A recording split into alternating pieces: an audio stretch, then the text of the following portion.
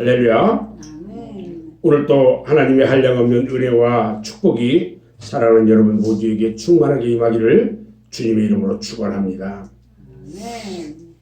엊그제 지난 수요일이 절기상으로 봤을 때 꽁꽁 얼어붙었던 대동강물이 풀린다는 우수였습니다.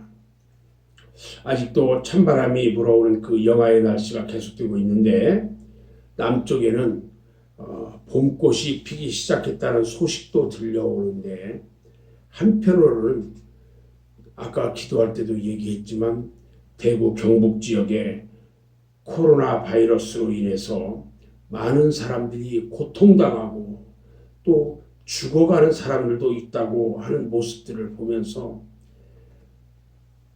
마음도 아프지만 마지막 때에 주님의 오심을 생각하고 기억하게 합니다. 주님이 오셨을 때 그 모습, 참으로 우리가 마지막 때를 기억해야 합니다. 어떤 침대 공포증에 걸린 사람이 있었습니다.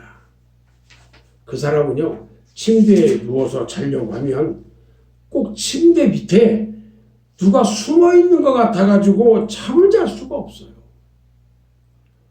그래서 하루는 정신과 의사 선생님을 찾아갔습니다.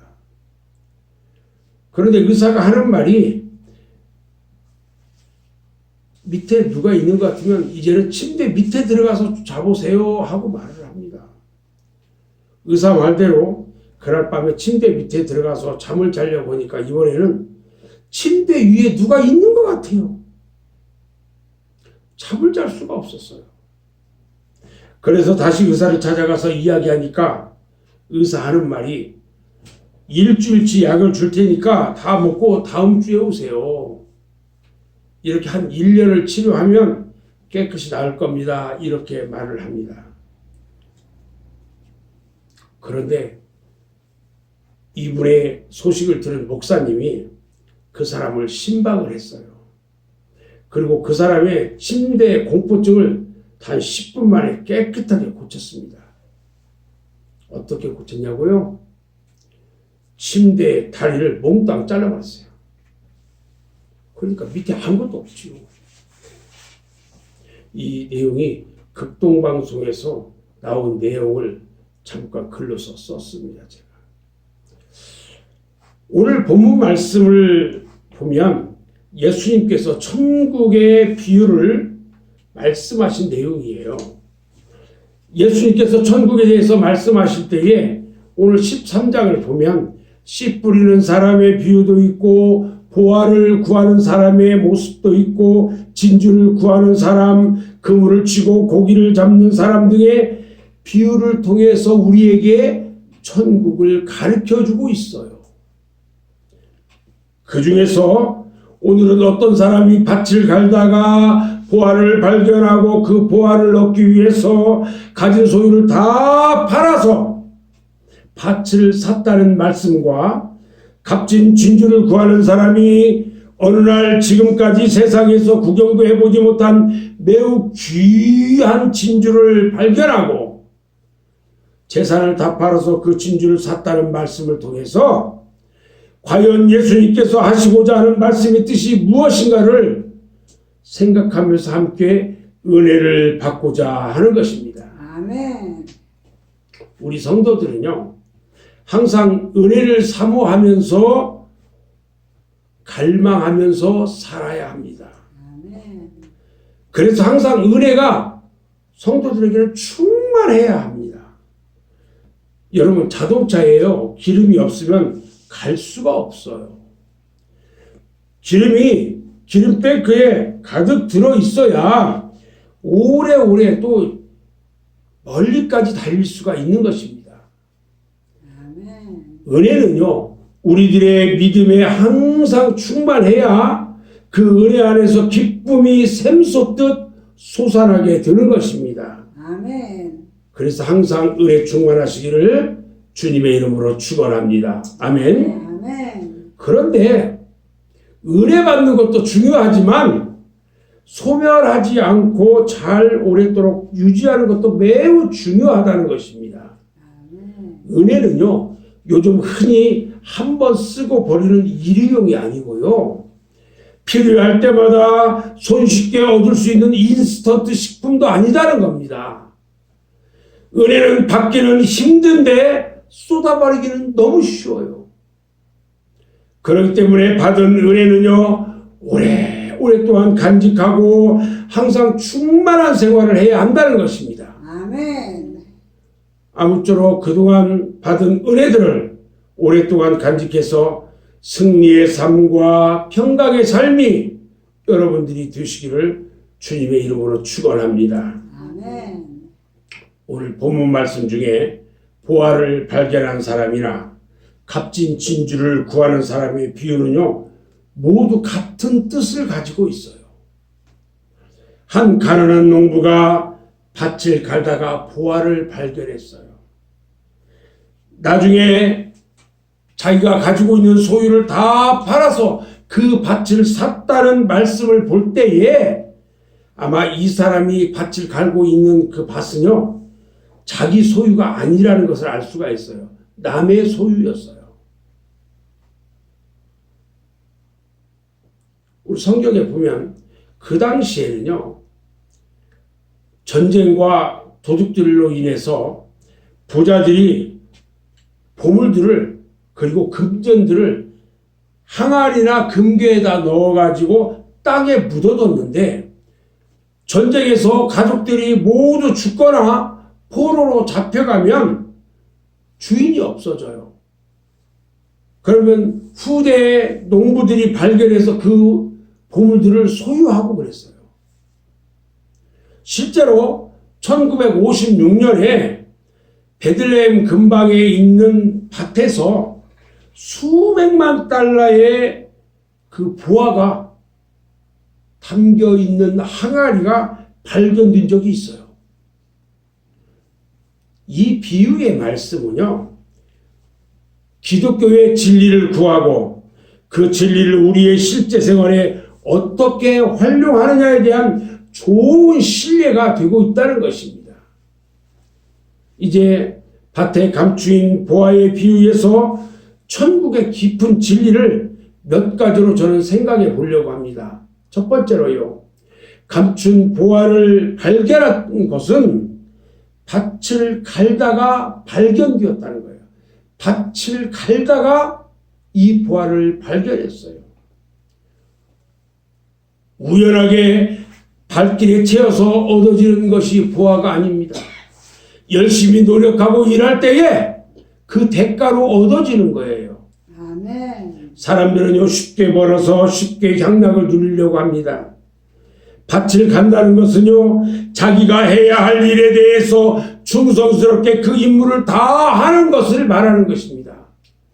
그럼에도 불구하고 현대인들은 일확천금을 꿈꾸면서 도박판을 전전하고 가사를 당진하고 패가망신하는 사람이 너무나도 많아요.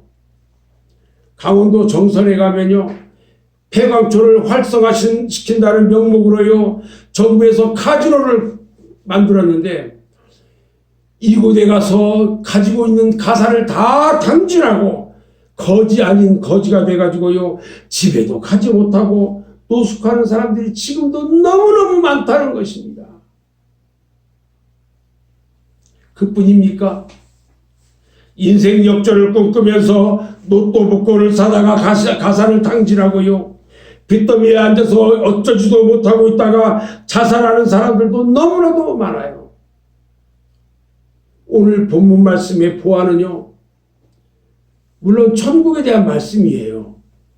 천국을 소유할 수 있는 것은 열심히 자기에게 맡겨진 자리에서 자기의 밭을 갈 때에 발견된다는 것입니다. 아멘. 아멘.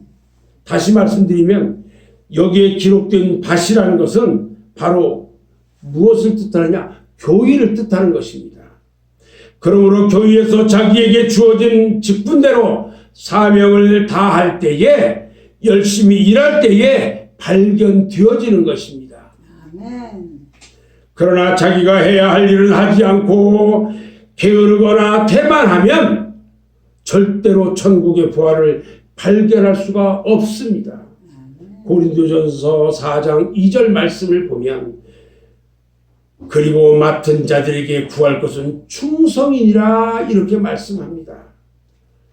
이와 같이요 보아와 같은 천국과 구원의 진리를 깨닫고 하나님이 선물로 주는 은혜를 받는 것은 자기의 맡은 바 사명을 충성되게 지켜 행할 때에 바로 얻어지는 것이라는 것입니다. 아멘. 아멘. 두 번째요. 부활을 발견했으면 내 것으로 만들어야 합니다. 오늘 본문을 보면 부활을 발견하고서 기뻐했다고 말합니다. 이것은요 구원의 진리를 깨닫는 자에게 오는 기쁨입니다. 그 구원의 진리를 깨닫고 하나님이 주시는 은혜를 체험하고 난 뒤에 감격이에요. 기독교의 신앙은요 기쁨의 신앙입니다. 그리고 감격의 신앙이에요. 이 기쁨은요 세상이 주는 기쁨과는 근본적으로 달라요. 영원히 씻을 수 없는 죄를 용서받은 기쁨, 하나님 나라를 소유할 수 있는 감격의 기쁨이라는 것입니다. 아멘. 이 기쁨은요 어떤 것으로도 막을 수가 없어요. 사도 바울은요 빌립보서 4장 4절에서 말씀하시기를 항상 기뻐하라 내가 다시 말하더니 기뻐하라 이렇게 말합니다. 아멘. 여러분 큰 것을 얻기 위해서는요 자기 것을 버리는 희생이 있어야 된다는 것입니다. 우리의 신앙은요 이 부활을 발견하고 기뻐하는 것으로 그치는 것이 아니라 그것을 내 것으로 소유해야 하는 것입니다. 다른 사람이 은혜 받는 것을 보고요 나도 기뻐할 수 있습니다. 그러나 남들이 은혜 받는 것을 은혜 받고 기뻐하는 것이 나에게 과연 무슨 유익이 있냐는 것입니다. 다른 사람이 받은 은혜와 기쁨은요 절대로 내 것이 될 수가 없어요.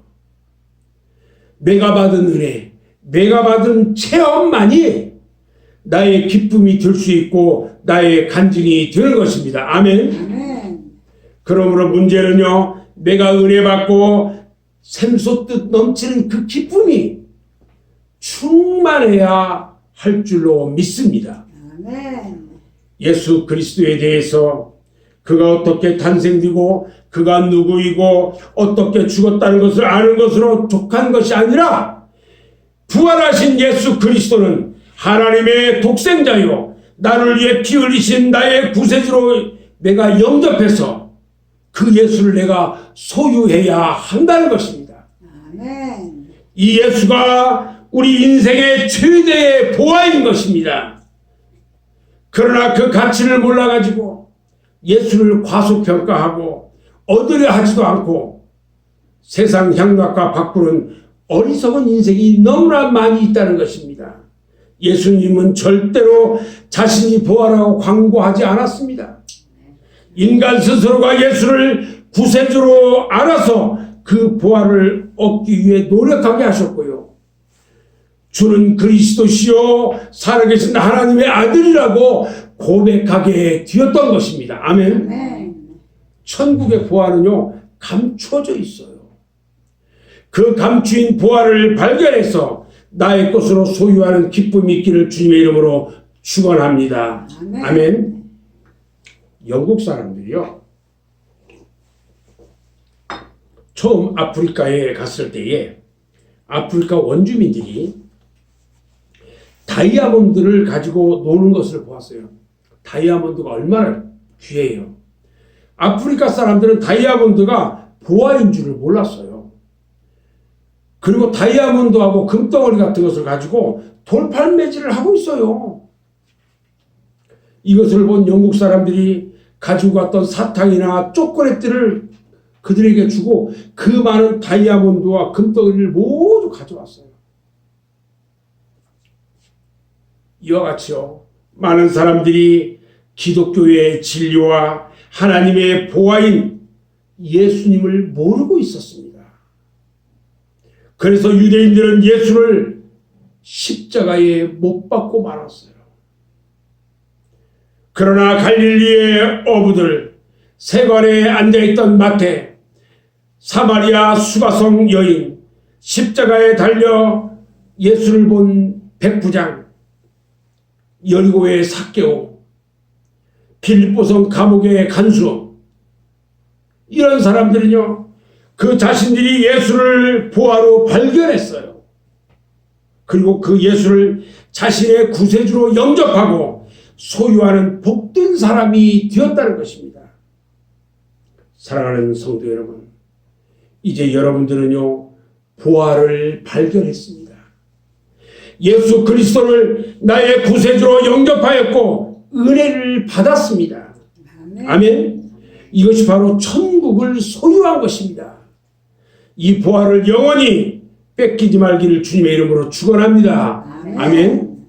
세 번째는요, 보화를 얻었으면 잘 관리하고 보존을 해야 합니다.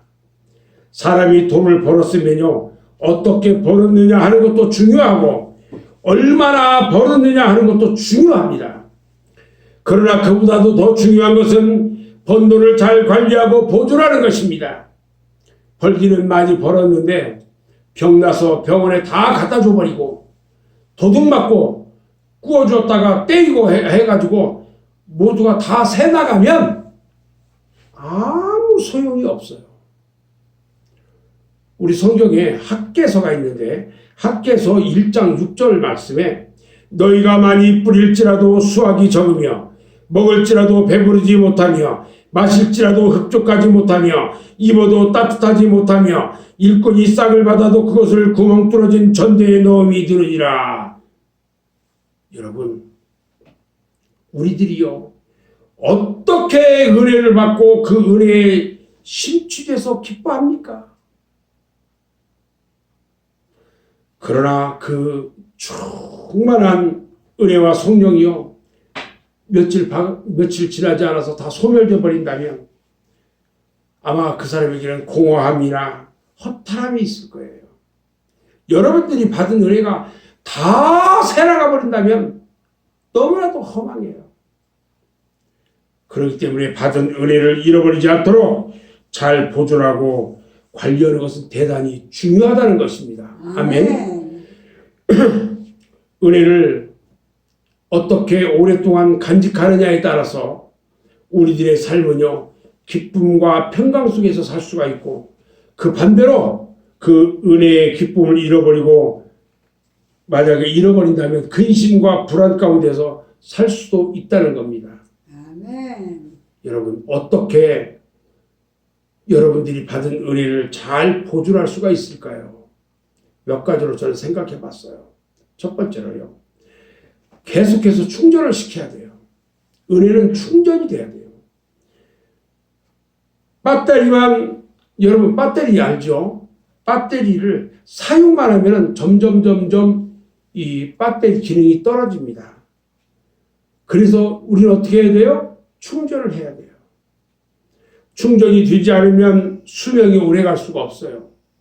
우리의 믿음도요, 또 은혜도요, 항상 고갈되지 않도록 날마다 새롭게 충전을 해야 합니다. 아멘. 충전 방법은 항상 하나님께 예배드리는 생활과 기도 생활을 통해서 얻어지는 것입니다. 매일 새벽마다 하나님 앞에 나와서 은밀한 중에 보시는 하나님과 교통하고 새벽에 주시는 하나님의 말씀의 그 만나를 받아 먹을 때에 우리의 믿음은 최고도로 충전이 될 수 있어요. 그리고 매주 주일마다 하나님께 예배드릴 때에 하나님은 능력과 권능으로 역사를 우리에게 주시고 우리의 영혼이 고갈되지 아니하도록 생명의 만나와 생수와 같은 은혜로 충만하게 우리를 채워주시는 것입니다. 아멘. 두 번째는요, 받은 은혜가 새나가지 않도록 단속을 잘해야 합니다. 은혜를 잘 보호할 수 있는 방법은 기도밖에 없어요. 기도로서 항상 감사하고 기뻐하며 믿음의 생활을 지속해 나갈 때에 받은 은혜는 오래오래 계속될 수가 있습니다. 그렇지 않고요, 부흥이 때 잠시 은혜에 취해 있다가 며칠 못 가서 모두 상실해버리면 오히려 그 허탈감은 몇 배나 더할 수도 있습니다. 세 번째는요, 말씀을 묵상해야 합니다. 하나님의 말씀을 항상 묵상할 때에 성령께서 우리에게 영감을 주셔서 깨닫게 하시고 새로운 생수와 같은 은혜를 더하여 주십니다. 시편 19편 14절 말씀에 보면요, 나의 반석이시여 나의 구속자이신 여호와여 내 입의 말과 마음의 묵상이 주님 앞에 연락되기를 원하나이다 말씀합니다. 시편 119편 97절에도 보면은 내가 주의 법을 어찌 그리 사랑하는지요 내가 그것을 종일 작은 소리로 읊조리나이다. 주님의 말씀을 날마다 묵상한다는 것입니다. 여러분, 날마다 주님의 말씀을 묵상하시기 바랍니다. 아멘. 네 번째는요, 방해하는 모든 사탄의 시험을 이겨야 합니다. 사탄은요, 성도들이 은혜 생활하는 것을 시기하고 질투하고 방해합니다. 어떤 때는 강하게 환난과 핍박을 주기도 합니다. 베드로전서 5장 8절 말씀에 보면 근신하라 깨어라 너희 대적 마귀가 우는 사자같이 두루다니며 삼킬 자를 찾나니 너희는 믿음을 굳건하게 하여 그를 대적하라 말씀합니다. 또 어떤 때는요, 부드럽게 유혹을 하기도 합니다.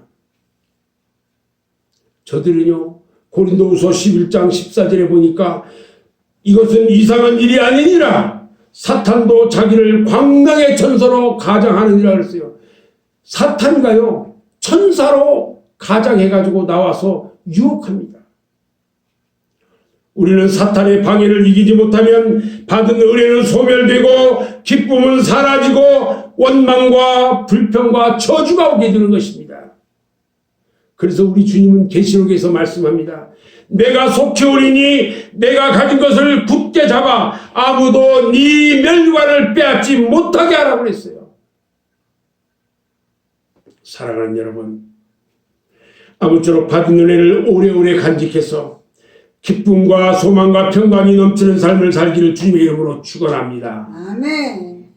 네 번째는요, 얻은 보화를 잘 운용하고 활용해서 많은 이익을 남겨야 합니다. 얻은 보화는 잘 간직만 해서도 안 됩니다. 마태복음 25장에 보면은 달란트 비유가 있어요. 5달란트 받은 사람과 2달란트 받은 사람, 그들은 받은 즉시 장사를 해서 갑절의 이익을 남겼습니다. 그런데 1달란트 받은 사람은 보관은 잘했는데 활용을 하지 못했어요. 그 결과 주인으로부터 책망과 저주를 받습니다. 가진 것도 빼앗기고 어둠에 쫓겨났습니다. 그러나 잘 활용해서 많은 이익을 남긴 사람들은 칭찬과 상급을 받았습니다. 마찬가지로 우리가 받은 은혜, 구원의 확신, 기쁨, 감격은요, 그냥 나만 가지고 있을 것이 아니라 활용하고 운용을 잘 해야 합니다. 그래서 더 많은 이익을 남겨야 하는 것입니다. 아멘. 내가 받은 구원, 내가 받은 은혜를 활용한다는 것은 바로 나누어 주는 것을 말합니다. 이것이 열매 맺히는 생활인 것입니다. 주님은 결코 나만이 은혜 속에 감격해 있는 것을 원치 않아요. 지금 나만이 구원받았다고 기뻐하고 즐거워할 것이 아니라 아직도 이 기쁨과 구원의 도리를 알지 못하는 사람들에게 다 가서 나누어 줘야 합니다. 이것이 활용하고 운용하는 것이고 많은 이익을 남기고 열매를 맺는 것입니다. 사랑하는 여러분, 여러분이 받은 은혜와 축복과 하늘의 보화를 땅속에 묻어두지 마시고 이제부터는 많이 활용하시기 바랍니다. 아멘. 그래서 많은 이익을 남길 때에 주인 되시는 주님께서는 더욱 기뻐하시고 행한 대로 갚아주시는 하나님의 상급이 있을 줄로 믿습니다. 아멘. 저는 이제 말씀의 결론을 내리려고 합니다. 감추어진 보화를 발견하는 것은 쉬운 게 아닙니다. 그 보화를 내 것으로 만드는 데는 희생과 노력이 필요합니다. 얻어진 보화를 잘 보관하고 관리하는 것도 참 어렵습니다. 그러나 활용하는 것은 더욱 어려워요.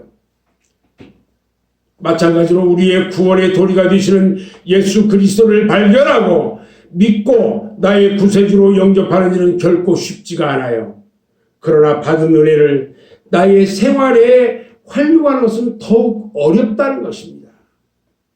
이제부터는요, 받은 은혜를 교회 안에서만의 은혜가 아니라 여러분들의 가정에서, 여러분들의 직장에서, 여러분들의 일터에서 활용해야 합니다.